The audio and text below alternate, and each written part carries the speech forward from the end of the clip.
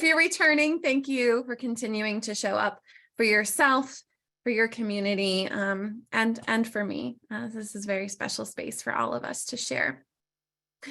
All meeting attendees will be on mute for the duration of today's session. We do encourage you to join us on video. It just helps us as our facilitators to feel connected in this mindful space, and of course, to see your mindful Parkinson's community across the globe, really.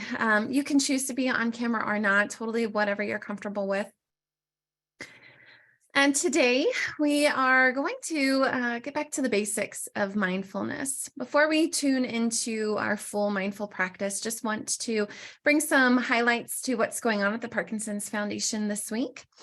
This week, we start our second series of our palliative care series called Making Sense of It All. This Wellness Wednesday, we'll learn about common emotions that people with Parkinson's and their care partners might experience and when to seek a higher level of support. We'll also discuss how spirituality and meaning to your life can impact and support you emotionally. We'll also have a chaplain available to share their role in supporting you emotionally and spiritually. You can learn more about this unique event at parkinson.org/pdhealth.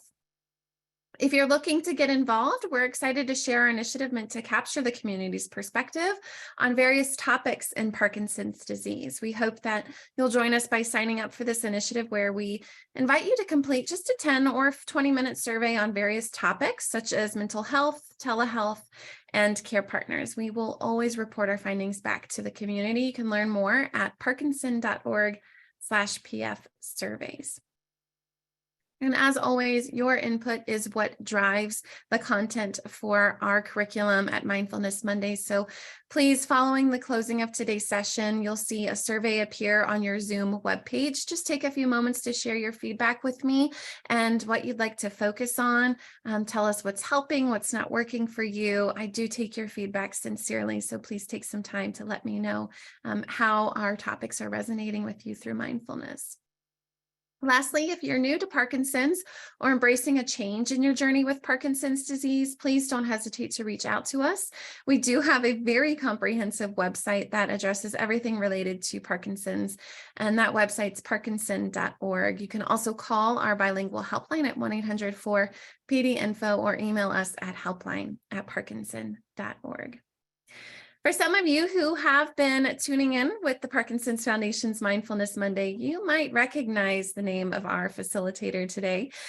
She has been out on the road enjoying life in meditation retreats and guiding individuals across the world to find their practice in Dharma and mindful meditation.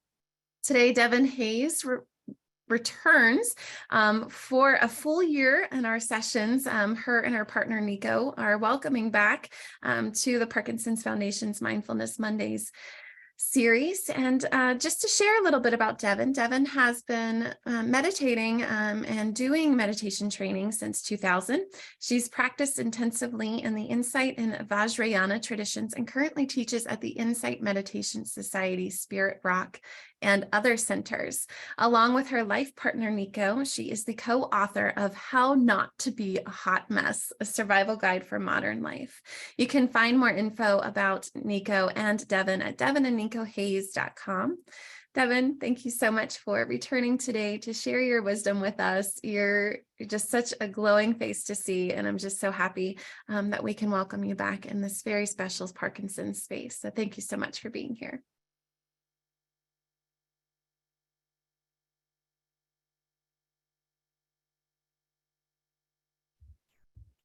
There we go. Hello, everyone. It's just filling me with joy to see you, some familiar faces. It's been a year, I think, or maybe more, since Nico and I taught at the Parkinson's Foundation. And I'll say a little bit about our year. We've been living up here in the mountains in Oregon, and we've been on an extended meditation retreat. So for about 14 months, we've been in a rustic cabin without any electricity and only wood heat. And we've been really focusing on our meditation practice for this time. So we're still living up here in the mountains. I was telling Krista that I'm calling in from a van. This is our office here. And I have hopefully fast Wi-Fi and electricity here, so I can join you now today. So I wanted to invite just a short meditation as we begin. And for many of you, this might be old hat. You might already be in your mindful presence, feeling your body, knowing your posture, knowing your mind states. And mindfulness is very natural.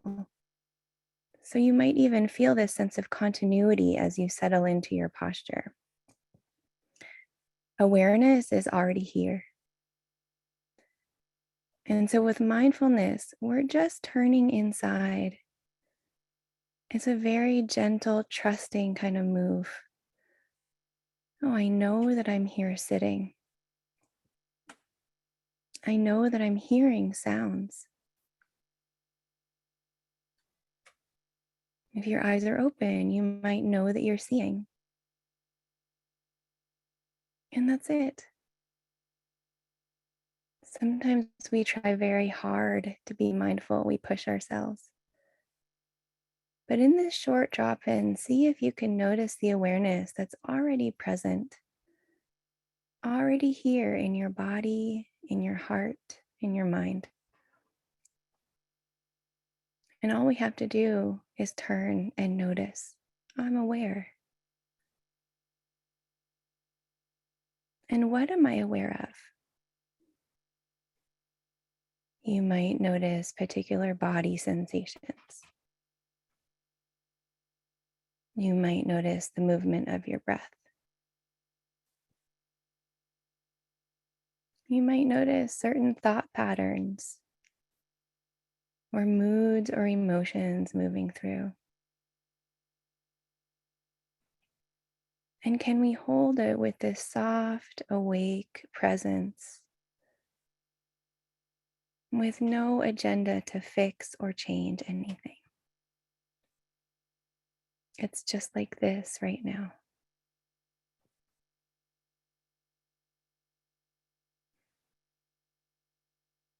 So maybe just a couple more breaths,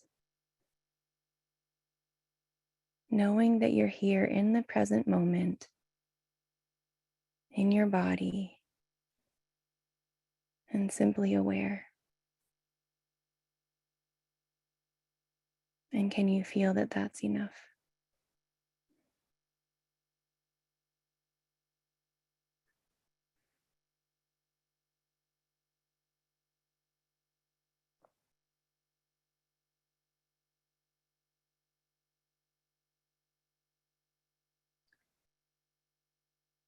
Okay. So I invite you to stay present as we begin to talk and share a little bit. And I know many of you know each other, but just by way of introduction, I'd love to just see in the chat maybe where you're calling in from today. Could be what brings you here too. Just curious to hear where you're from. Thank you. I saw a hello from Syracuse, New York, from Durham, North Carolina, Milwaukee, Seattle, Golden, Colorado, Pepper Pike, Ohio, Salt Lake City, Memphis, Salt Lake City, Camarillo, California, Willowick, Ohio. Wow, so many. Fort Lauderdale, Morgan Hill, California, Massachusetts, United Kingdom, welcome. Philadelphia, Denver, Woodside, New York, Massachusetts. Great. Turlock, California, not so far from me. Good. And you're welcome to put what brings you here too. Just getting to know you a little bit. Concord. Wonderful. The UK, Atlanta, New York City. Great. So, just a very deep welcome to everyone. Good. Here to support my mom. Wonderful. Looking for more mindfulness. Someone from Indianapolis. Love Mindfulness Mondays. Good. Me too. I was telling Krista last time we were here, we were right in the thick of the pandemic, and all of us were housebound. We were just figuring out all of this online stuff, and just such a delight to join you a couple of years later and to feel how things have changed. And also not. Here we still are, still being mindful. Yeah, glad to see you, Denise. Great. For self-care, yeah, good. So I'm just going to dive in. I'll do a little introduction to the basics of mindfulness. Many of you have heard this, but perhaps you haven't heard this story I want to share. We'll have time for a brief practice, and I think in later weeks we'll give a little more time for the practice, but today there's so much to do in terms of introductions and getting familiar with the territory here. And then at the end, we'll have some time for questions and reflections. So what is mindfulness? And I wonder, probably each of us would have a different answer for that. If you have a clear answer, I'd also be curious to hear about it in the chat. What's your idea of mindfulness? What does this mean? This word is so ubiquitous now in mainstream culture, and we know it's good to be mindful. We see it everywhere. I'll share, I just bought a new suitcase for traveling, and in the tag inside it said, "We're here to help you do your travels mindfully." It's everywhere. So yeah, what is mindfulness in your definition, in your words? Staying in the moment. Yes, very good. A kind of present awareness, living in the present, letting go of past and future, being aware of your inner self, being present non-judgmentally. Yes, very good. That's that part where we don't try to fix or change anything. Any method to connect you with yourself, taking time for myself only. Yeah, very good. And we can see there's all kinds of ideas about what this mindful presence is. So I think all of this is right. Present moment awareness, a deliberate kind of attention. Other words I'd use are bodyfulness, heartfulness, a soft, awake presence. And one of my teachers uses that as an acronym, that it's SAP, soft, awake presence. And you can use that if that's helpful to remind you, just remembering SAP throughout the day. And as I said, awareness is already natural, it's already here. But mindfulness is the remembering that we're aware. It's that pause that brings us back to the present moment. And to know the mind wanders, it's natural that the mind gets distracted and wanders away. And so mindfulness is that turn to remember, and then to see that awareness is already here. So we're just training again and again to remember, and we're not feeling judgmental or like a failure if we wander, because that's part of the practice. So we wander, we come back. We get lost, we come back. This soft, awake presence. So I want to tell you this story, and some might be familiar, about the gray wolf in Yellowstone National Park. So in the mid-20th century, the gray wolf was hunted quite extensively in the national park in Yellowstone. And humans killed off all of the species, all of the gray wolf species in the park. And as the wolves were hunted and died off, they noticed that without that certain predator, other populations of animals and species they came out of balance. So the elk started overgrazing. They were eating all the new shoots of the willows and the aspen. And so because they didn't have new trees, the beavers left.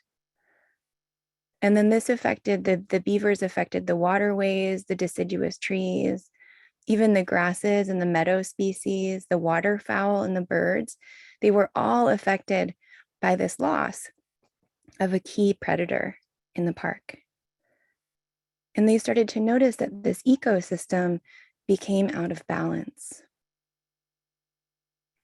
The landscape became more barren, and other species like rats and rodents were overrunning the park. And so eventually in the 1990s, through tireless efforts in the conservation movement, they reintroduced the gray wolf back into Yellowstone National Park. And can you guess what happened? With the wolves back, they started hunting the elk and all the rodents. And so then the new shoots and the trees along the rivers were able to grow again. So they noticed more beavers coming back, healthier rivers and lakes. And the grasses and the birds and the waterfowl all came back into balance because they realized this gray wolf species was a keystone species, that its presence there impacted the health of the entire environment. So I love this story because it's a metaphor for mindfulness. That mindfulness is this keystone species for us. When we introduce mindfulness into our lives, it's like the inner ecosystem that we have that's so overrun by these forces. Have you noticed fear, grief, sadness, anxiety, frustration, anger? These are all living inside of us, and often they're overpopulating our environment. And so the mindfulness brings back our ecosystem into balance. Not only do we introduce mindfulness, but with it come all of these other species. We get a little more patient. We get a little more kind. We can soften and allow our experience in the present moment. And all of this happens naturally so that we don't actually have to work so hard to introduce all of these species because they're interconnected. And so this soft, awake presence just on its own brings more focus. It brings more grace. It brings more resiliency. And some of you I know have been meditating for some years now. And I wonder, just as I'm talking about it, if you reflect on your experience with this practice. Have you noticed that it has some benefits? Have you noticed a kind of softening in your heart or your mind, or more patience or kindness with yourself or others? More clarity about how to respond? Sometimes we're so busy just trying to do it right that we forget to notice that all of the species are rebalancing our ecosystem inside. So that's part of mindfulness too, is to remember again and again to notice, how am I practicing and how am I benefiting from the practice? So that was a lot, and I want to make sure we have time for practice. So I'll just guide you in a very short meditation. If it feels right to find an upright and easeful posture, you might already be there. And if so, you're welcome to just continue feeling the support of the chair or cushion under you. And also feeling the awake, alive presence of your body. Feeling the rising of your spine. This body that already has dignity, that already has a kind of poise.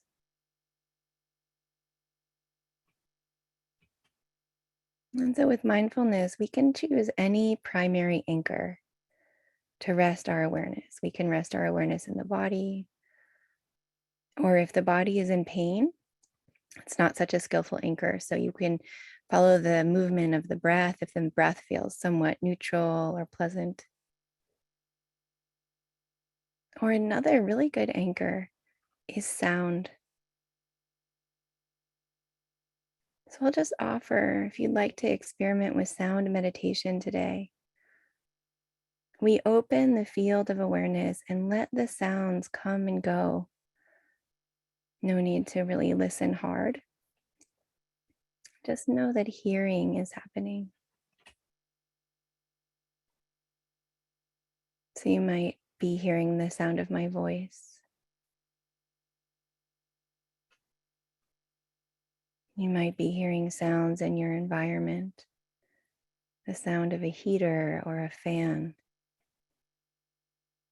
There's sounds of cars outside.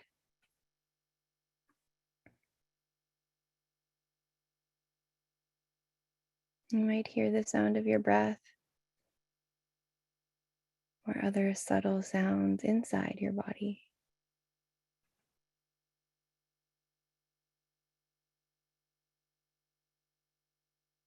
So we're just gently knowing that we're hearing sound. We don't need to go out and look for sound.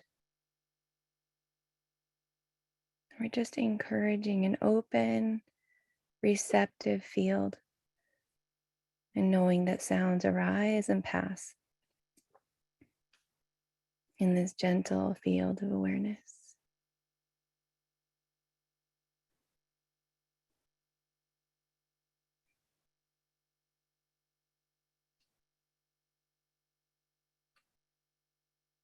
If it's helpful to use a soft mental note, just silently say to yourself, oh, I'm hearing. Hearing is happening. Mindful of the sounds inside and outside.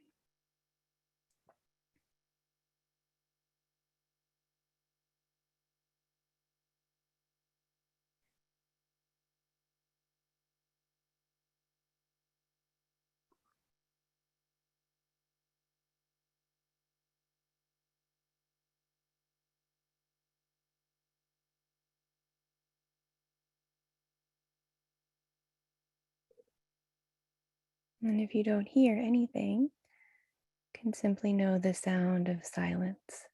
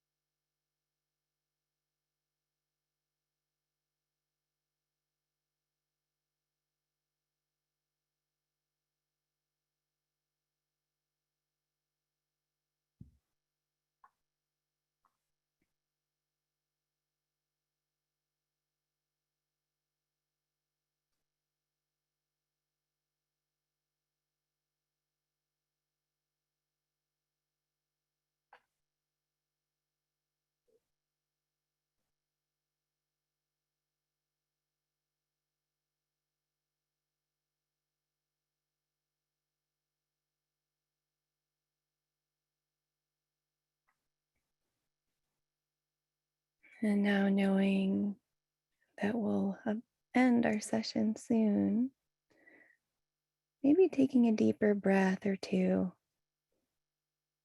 just to signal this shift from the simplicity of hearing sounds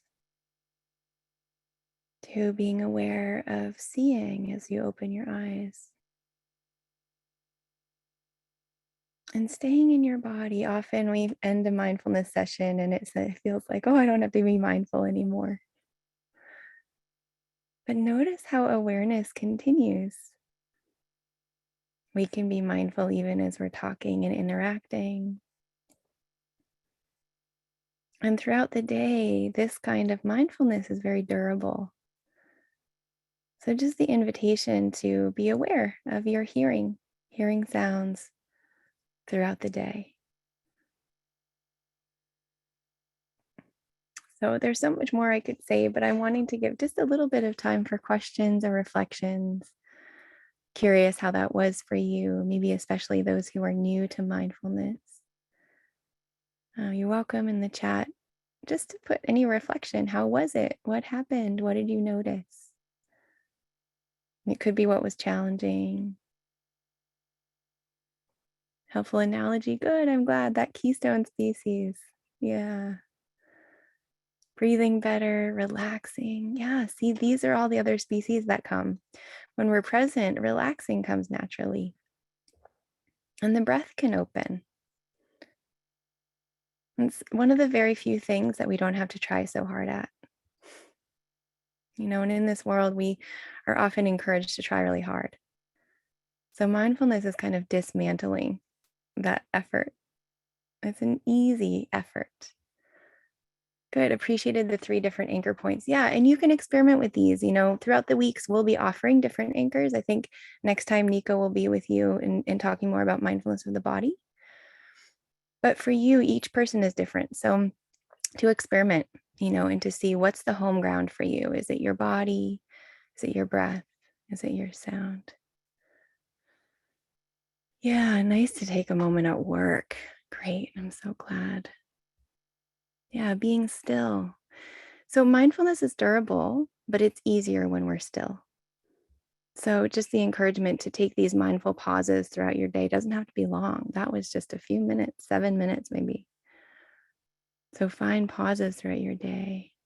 Yeah, welcome back. Good. Yeah, good to see you back. More difficult to ignore distractions by being aware of sound. That's really true. So different anchors will build a different kind of practice. So the sound awareness will build a kind of durability so you can stay mindful throughout the day when you have a lot of distractions coming, right? It's open. It's allowing other things to come into the field of awareness. But if you're wanting more focus and concentration, breath is better, right? That will help you be more concentrated with the breath. So I'm glad you named that. Good to meditate any time of day. And you can think about if you're a morning person, you might want to do your mindfulness, your formal session in the morning. Or if you're a night owl, save it to the evening, can help you sleep. So just think about your natural rhythm. I think it's nice to do it at the same time every day. So you get kind of accustomed and create the habit that way. Yeah, listening to the chimes outside, great. Didn't fall asleep. Yeah, great, relaxed. Falling asleep is normal, no problem. When you wake up, you can just keep being mindful.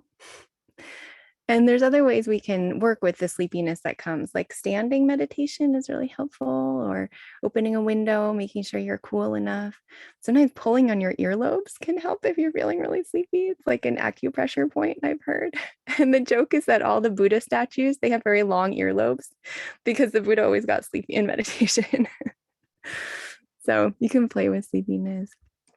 How long for mindfulness practice? Good question. So this is also personal.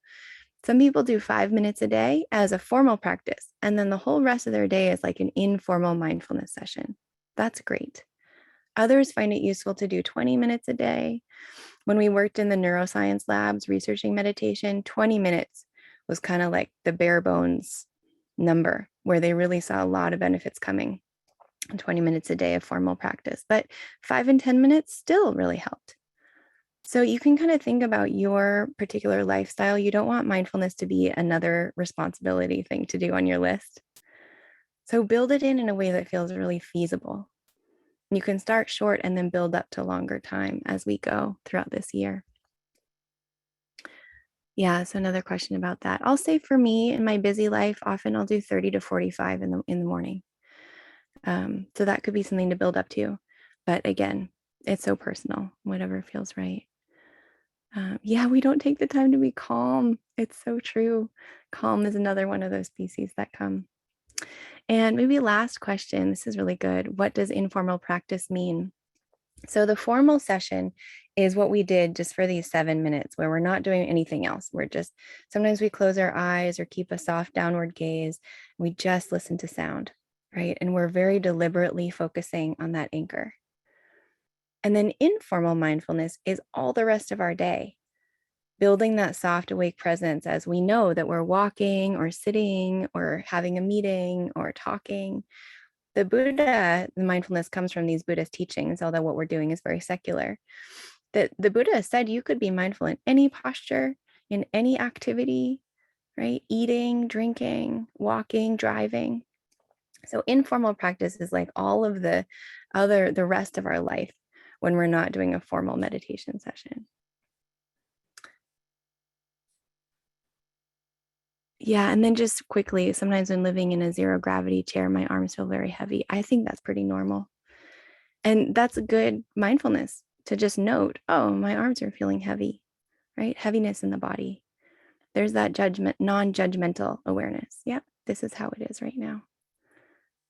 So get really curious, and in your journal, if you have a journal or in conversation with friends, you can tell them about your practice. It's helpful to talk about it, to think about it. Like I said, to reflect on the benefits that you're noticing in your life, to think about how long you want to do and when in the day. So build this in, right? Mindfulness is very integrative. So can we integrate it into all that we're doing? And then you can keep a list of questions for us because we'll be back and we really love your questions.